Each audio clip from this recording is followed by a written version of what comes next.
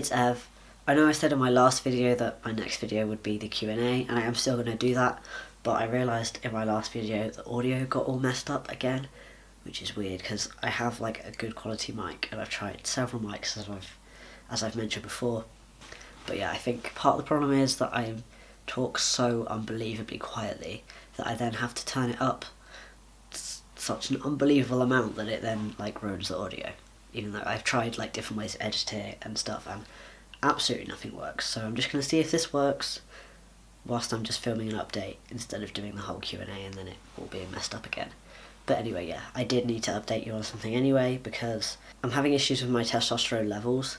A while back I had a blood test that come back saying my levels were too high, and the gender clinic said, clearly you've done it wrong and you've done the injection before the blood test, which I hadn't done, but they just made me repeat the blood test. So I repeated the blood tests and my levels were even worse. Even though like my estrogen was slightly high, everything else was pretty much in range.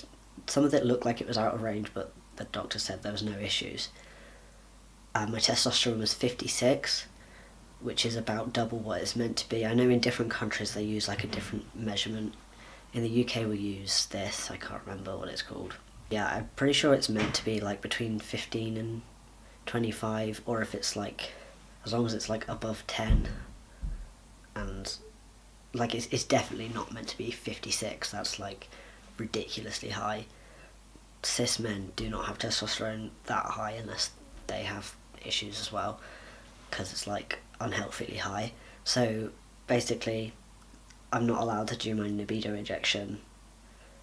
I instead have to have a blood test when my next injection will be due, and then a blood test every month until it comes back that my testosterone has dropped down below 15, which I have no idea how long that's going to take. That might be like, well, they said I need a blood test every month, so I assume it's going to be months.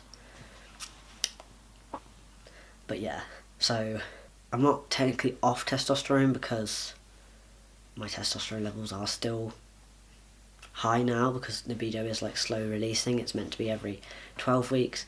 Once it's lowered again, I can start it again, and I need to have it every 13 weeks, which I feel like if it was so ridiculously high, 1 week isn't going to make that much difference, especially as I haven't been on it that long. I only started in April. Yeah, so I'm not really sure what's going to happen there. I don't really want to go back on gel. I was on gel. I've been on gel longer than I've been on Nebido. And where it was like making my skin dry, my skin has only just gone back to like normal texture. I can still slightly feel it on my arms where I was putting it on.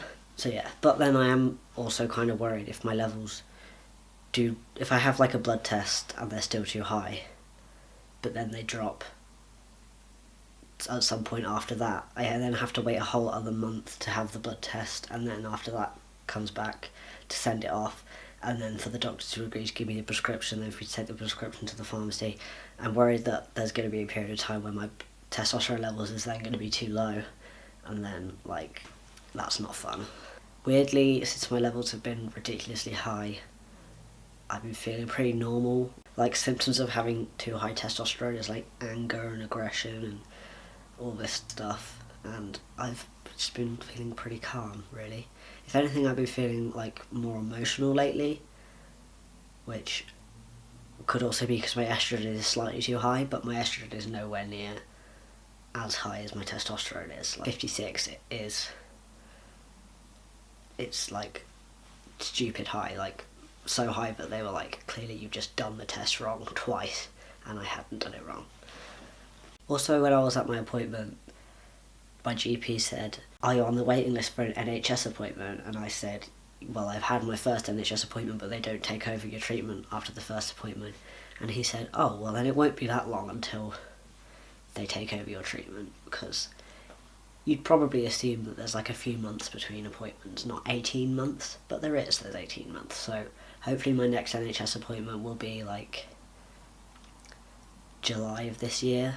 I was referred July 2017 and my first appointment was just over a year ago. It was a year this month. Hopefully it can get sorted out. Luckily I'm at a good GP surgery. If I was at the one I was at previously to this, there's not a doubt in my mind they would have just said, this is too much for us, we're just not going to prescribe you testosterone ever again until you're with an NHS clinic. Because when they agreed to prescribe me, they pretty much said, we'll do it as long as it goes smoothly, but if it starts to not go smoothly, it's not happening. Yeah, I'm just really lucky that I'm at a pretty good GP surgery right now, which I'll have to move from when I move back home away from Birmingham, but yeah. I will keep you updated and let you know what happens with my testosterone levels and if I stay on Nebido or what happens, because I'm not really sure what's going to happen, but hopefully my levels will just go back down pretty quick and then I can stay on Nebido. I have a feeling 13 weeks is, like, having it every 13 weeks is still going to be too close together, and it's going to have to be like 14 or 15 weeks. But yeah, we'll see, and I'll let you know. Thanks for watching. My paintings that I made.